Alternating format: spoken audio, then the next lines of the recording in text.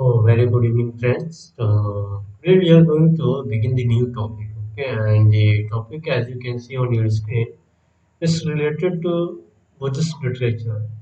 And in this portion, we are only going to see Buddhist literature. We are not going to study whole Buddhism under this topic, but we will only focus on the literature work. Okay, so if we go through this portion, the Buddhist literature portion, then we can find that Buddhist literature is being subcategorized into two portions or into the two parts, that is canonical and non-canonical text. Okay, so what do you mean by canonical text? See, this text actually deals with the basic tenet and principle of religion. Okay, so, which book or which portion of Buddhist literature is dealing with the basic tenet and principle of religion? So, if it comes in your question, then you should be very thorough that the literature which is dealing with the principle of religion or the basic tenet of Buddhism, that is the canonical text. Okay. Apart from that, we will see that under Buddhism, there are different or there are various types of school. We will see. I can mention some of them here. That is the Theravada. Then we have Mahayana school. Then we have Hinyan. Then we have sorry. Then we have Sarvasti Vada. Sarvasti Vada school is also there. So these are some of the schools, and according to them, they have categorized or they have classified their canonical literature in a different way. Some are taking 12 canonicals, sorry, 12 angas. Some of them are taking 9 angas, and other of them have considered it into 3 pitak.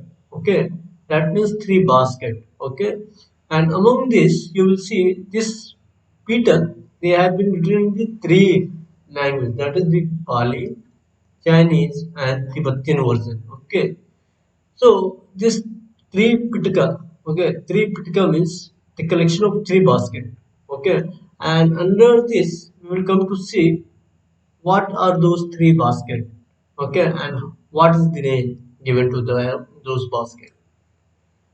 Before we proceed further, we should know that out of these three, that is Pali, Chinese, and Tibetan version, the Pali version is the oldest among them all. Okay, in Tripitaka, the Pali version is the oldest and it is regarded very close. Okay, because this Pali language, it's basically connected to the Theravada school. Okay, and this Theravada school, see this Theravada school, it is considered to be very close to the Buddha's teaching, original principle of Buddhism. Okay, so and this school is also the one of the oldest school among the Buddhists. Okay, now we are moving further and we will see what are those three pitaks. Okay, so we see here Sutta Pitak, Vinay Pitak, and Avidamba Pitak. So what this three Pitak says or what this consists to be.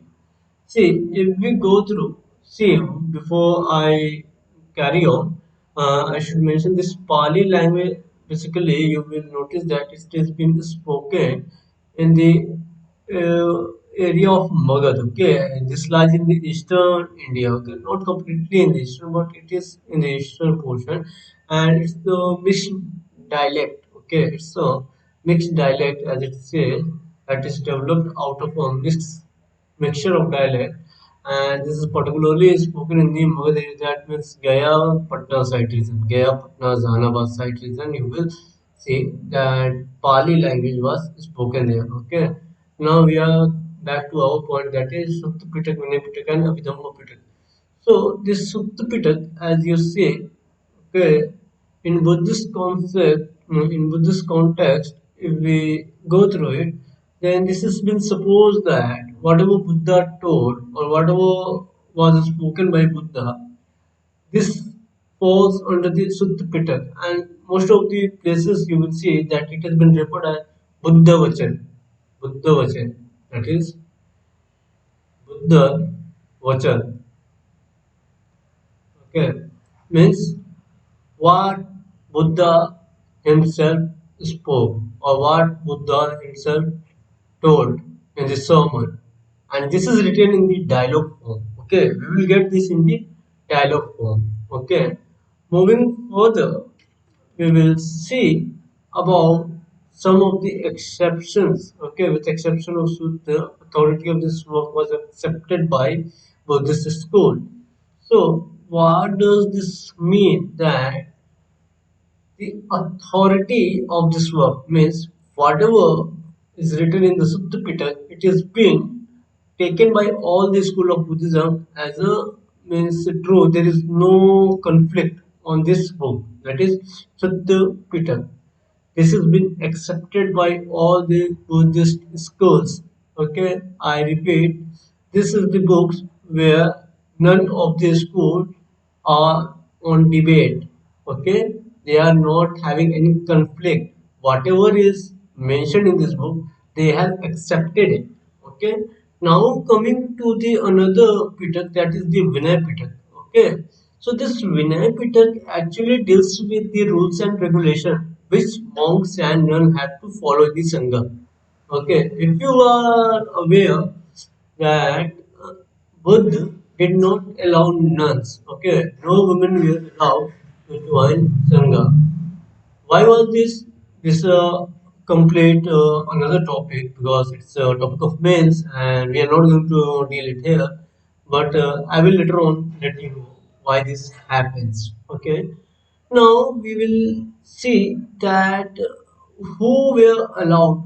Okay, all women were allowed or not. So this is also not mentioned here. So there were certain rules who were to come and who were forbidden not to join Sangha. Okay. So this all rules, regulation we get in Vinay Pitaka.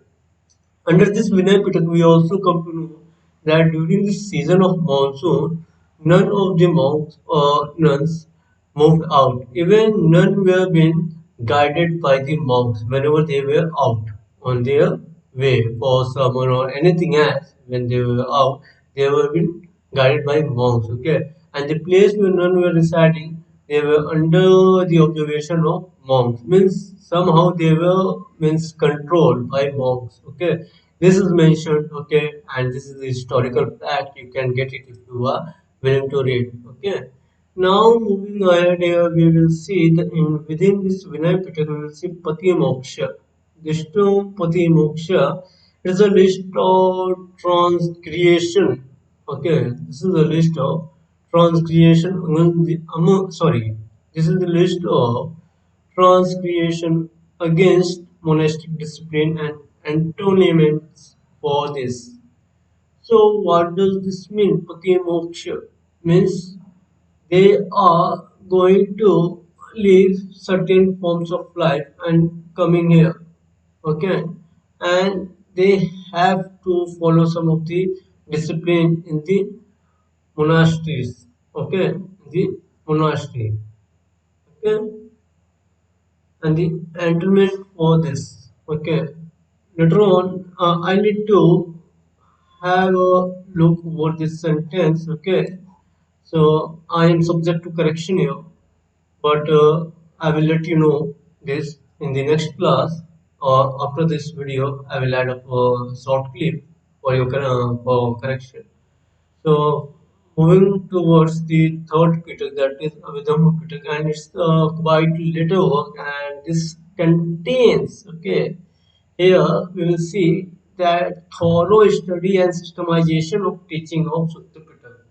Means you will get here summaries, and this is in the question answer form. Okay, so I completed this three Pitak, that is Sutta Pitak, Vinay Pitak, and Abhidhamma Pitak. So you should know that Sutta Pitak and Vinay Pitak, they were recited in the very first Buddhist council which took place soon after the death of Buddha. That was around 483 BC.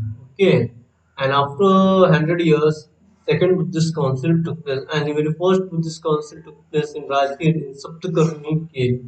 Okay, if I am correct. and this was presided by Mahakashyap. Okay, Mahakashyap, and this Sutta Pitaka was recited by Anand. Okay, Anand, and Vinay Pitaka was recited by Upali. Okay, and this first Buddhist council took place under the Aranyak dynasty, and at that time, as per my knowledge, Ajatasattu was the king. Ajatasattu was the king, and here it was. I think I'm forgetting one of the very important point. Abhidhamma Pitak was included here. Okay, Abhidhamma Pitak was included in the very first council, the very first Buddhist council. There were basically four important Buddhist council which took place. I am going to let you know the very first Buddhist council I mentioned, and the second Buddhist council. If you go, the second one. Second Buddhist Council, it took place around 383 BC. That is almost 100 years after the first Buddhist Council. Okay, means after the death of Buddha, 100 years. Means 100 years are almost over. Buddha has left the world. And this, the venue is Vaishali. Okay, and Vaishali, here you will get the very important thing, okay, in this Buddhist council, okay, that is Kal Ashok is the king here, and he belongs to Shishunag dynasty. Kal Ashok is belonging to Shishunag dynasty, and this second Buddhist council was presided by, as it has been mentioned in the history or in the plan, that this second Buddhist council was presided by Sabakami. Okay, if I am correct, Sabakami, he is the person who presided the second Buddhist council, and here there was a dispute. Okay, there was a dispute between Vinay Pitak and Code of Discipline, which was to be prevailed. Okay, so this was going on in the second council. Afterwards, we see third Buddhist council. I think third Buddhist council took place around 251 or 250. I think 250 BC. At that time, Asoka was on the throne from the Mauryan dynasty. He is the one who was present there, and the Buddhist council at this time was presided by, if I am correct, Mughalai Putta. I think his name is like that. Mughalai Putta. I'm subject to correction. You should say Mughalai Putta. Tisha was the name. Tisha. Mughalai Putta. Tisha. And here classification of three baskets took place. Okay. In the third Buddhist council, we will see the classification of three basket, and here once again there was a dispute in Vinay Pitaka, and this was settled out. In third, I think in third Buddhist council, this dispute was settled out, and there was a establishment of a school, and this school was an orthodox school of Buddhist philosophy. The school name was Sar Sattviravada. Sattviravada was the school name. Okay, and under this you will see one thing that here I think I mentioned the outcome. This was the outcome which a school, Orthodox school, was established. Okay, and did I mention the venue? It was Patliputra. Okay, the third Buddhist council took place in Patliputra, and the fourth Buddhist council will take place in Kashmir. I think Kundalwana. Kundalwana, it's a cave. Kundalwana, it's a cave in Kashmir, and this happened. This council took place in the reign of Kanishka. Kanishka was there. That was the Kushan dynasty, and it was around 71 or 72 AD. I am subject to correction in date. but I think nearby 71 or 72 AD, this Buddhist Council took place, the fourth Buddhist Council, and here you will see that this was presided by Vashumitra. Vashumitra presided, yeah, along with his deputy Ashwaghosh. Ashwaghosh was his deputy, and in this only we see the classification of Mahayana and Hinayan school of Buddhism. Okay, so this took place in the Buddhist Council of the Fourth Buddhist Council when two wing, and these are very prominent, that is Mahayana and Hinayan. Okay, this took place in the Fourth Buddhist Council. See, there are total, as per my knowledge, 6 to 7 Buddhist Council took place. Okay, some of took place in Burma too. Okay, so now we are coming. We have done with the Buddhist Council, and we will move further. Okay, and here we see that this three Pitaks, sorry, yeah, this three Pitaks are further been divided into another book, and this is called Nia Nikyas. Okay, Nikyas. Okay, but they are not identical to Agamas. Okay, Agamas. Okay, a Buddhist Sanskrit tradition. I will let you know this term. Okay, when I move further on that topic. So if I mention it, then this might create a confusion in your mind. But let's see what these five Nikyas are. Okay, so the very first one is Digga, means it's a big one. Okay, see, it is arranged in a basically in a chronology way, okay, according to the content length, or according to the you can say that how much means quantity it can. See, in Digga it's a huge amount of quantity, then lesser than that we have Mazima, then some Yudya, then we have no, see, this one is very important, Angutra. Okay, in this we get the detail of 16 Mahajanpad. Okay, here we get 16 Mahajanpad. This Uddag, Udyak. See, under this you will get Jatika's story. Okay, it's already mentioned, I think. Yeah, Jatika story. This is one among the book. This is one among the 15 book of Kuddiniya. Okay, and in Jatika basically it deals with the stories of Buddha previous birth. Okay, it deals with the stories of previous birth of Buddha, what was happening around, and this was basically composed around third century BC to second century CE. See, this is a huge time span because through this we come to know, we are not very sure when this was, but we take a parameter of time that within this duration this book was written. You should notice one thing, that this Buddhist text they were written very later on, okay, because things were carried on orally. There was some manuscript contained there, but it was so I should say it was later on written, okay, and this was carried orally. So this is the time span when it might have been written down, okay.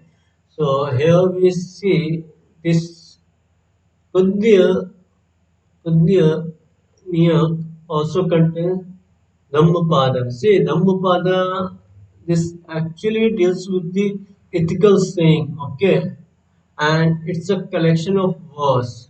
It's a collection of verse which is dealing with the ethical saying, how you have to be.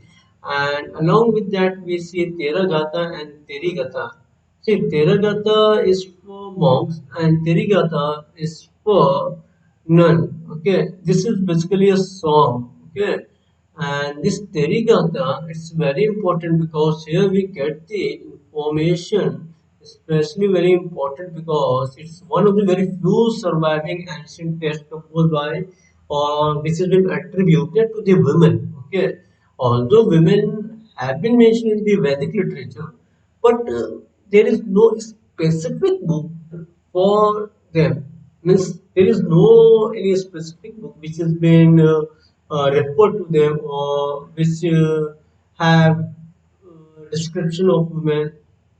uh, I'm talking about a particular text. I think I'm able to make out what I want to say to you, that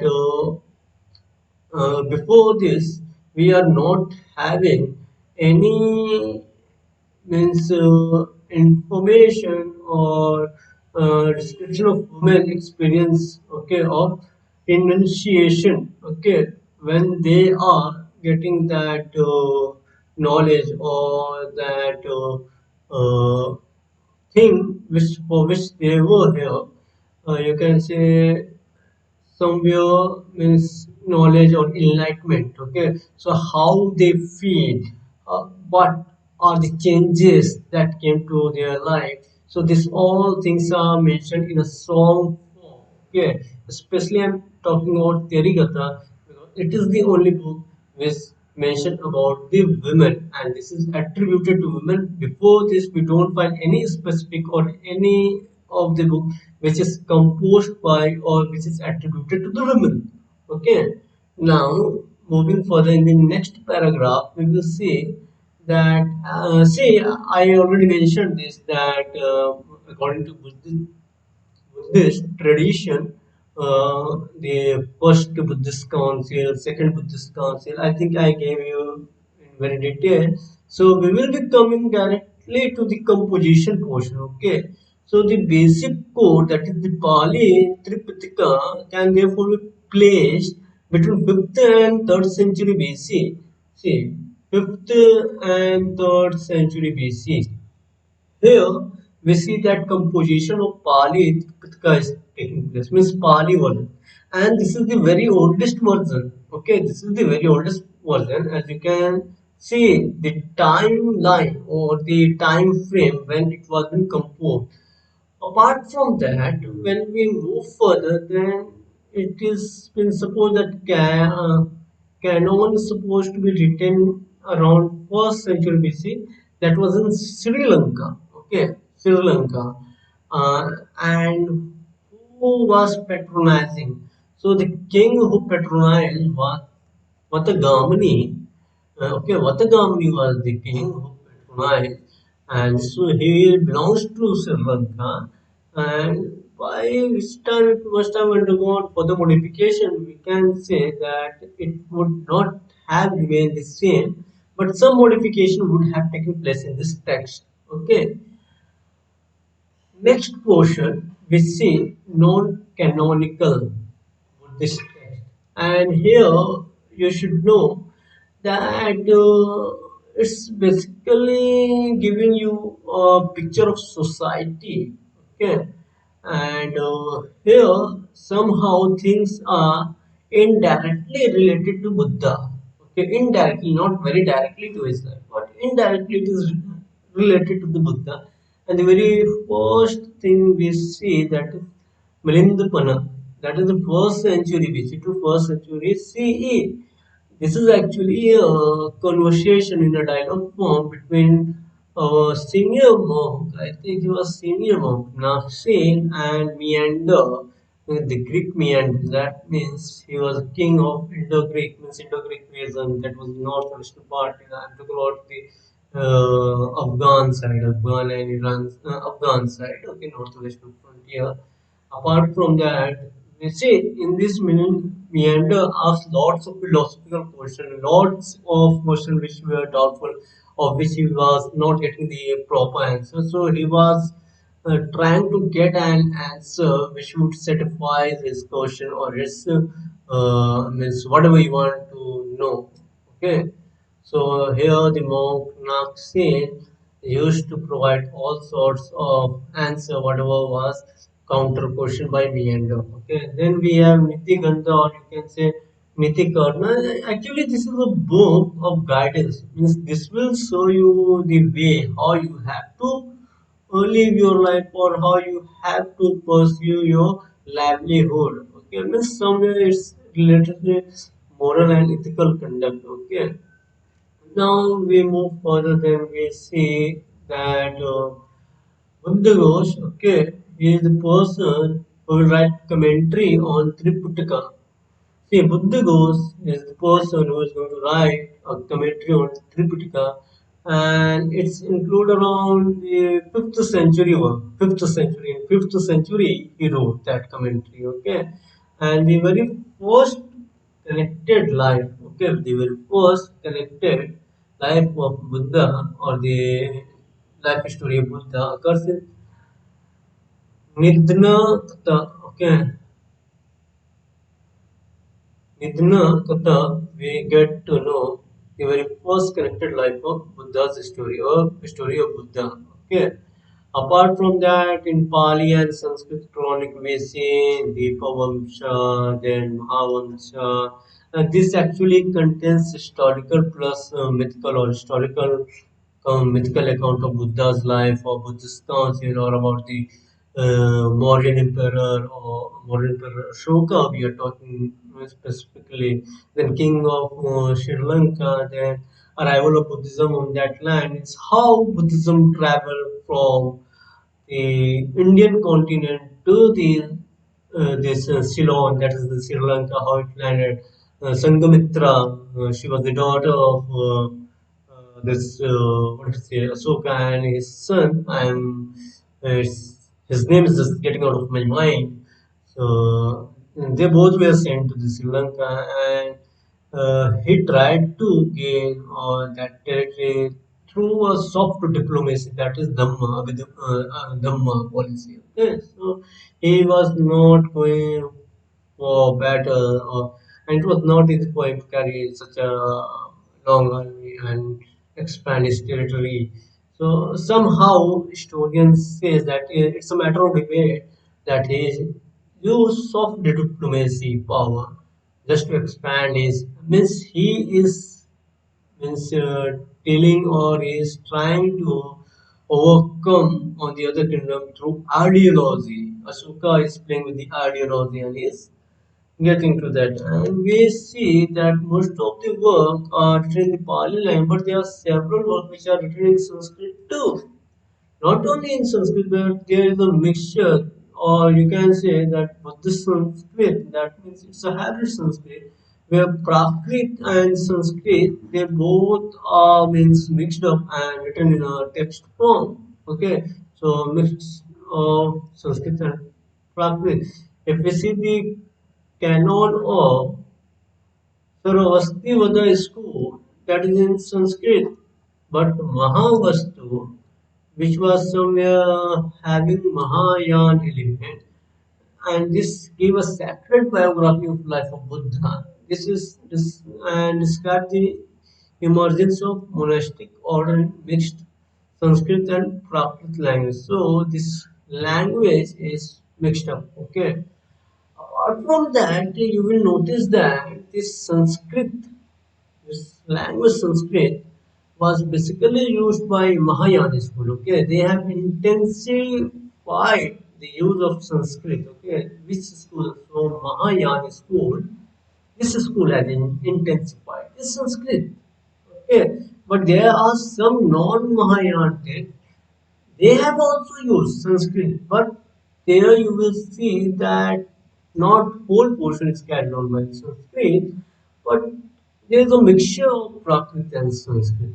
Yes, that's why, and here we will see some of the take that is Lalita, say this, Lal-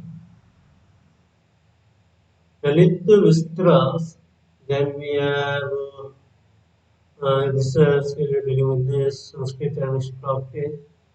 Let me come down. Okay, this is the portion of yeah. So Sanskrit Buddhist text that is Ashwaghosh Buddha Charita. Then you have the Divya Vandana. So see this Divya Vandana was written around 4th century. They are not mentioned in BC or say whatever.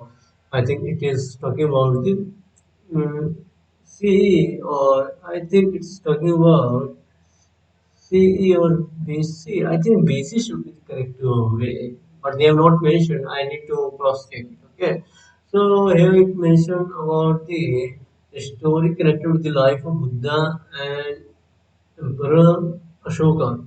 See, you might be in the dilemma that Buddha was very early before Ashoka was born.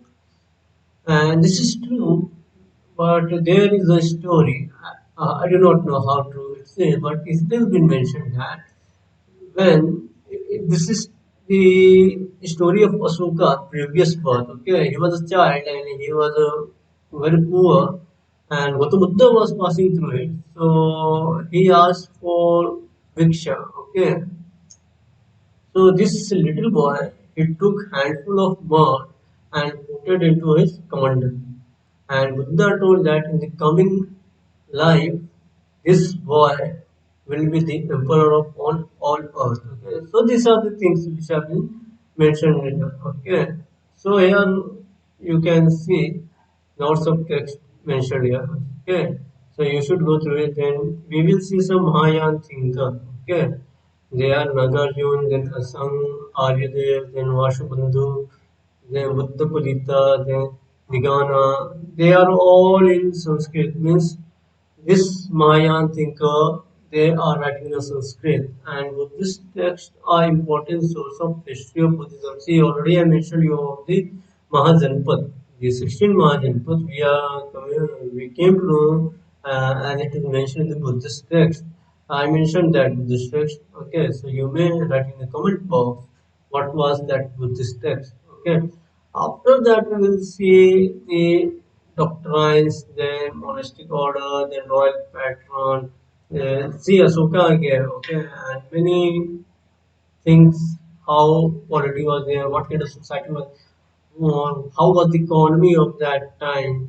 Okay, then this also throw a picture on non-Brahmical society. Okay, means at this point, see Buddhism, Jainism, and there was Ajiva. Okay, this three and many more were there, but this two to three they means occupied the means population. Okay, means they were able to influence the people. Okay, so there were lots of changes. Okay, and it was somewhere very convenient for the poor or the population or the citizen to follow certain things uh, under this new religion. Okay, so it's through the light of non-Brahmical window in the ancient India, how a Brahmical perspective is replaced by Buddhist one. So this was your Buddhist literature. If I left anything, then do please mention in the comment box. And be connected here. Further lecture would be on Jain literature. We will cover this also. Okay. See, in Jain literature also, we get the information of 16 margin, but there is a slightly difference. Okay, from Buddhist literature and this Jain literature, that is the Bhagavati Sutra. Here we see some of the new names. Okay, apart from in Angutra, I think, is the Buddhist area. Okay, so here also we get some sign of history of Buddhist. Okay, so here I end up. I would like to wind up my lecture, and will meet you in the coming lecture. So by that time, thank you. Take care of yourself and do a hard work. Okay, so you should go through the points. Okay, so I leave.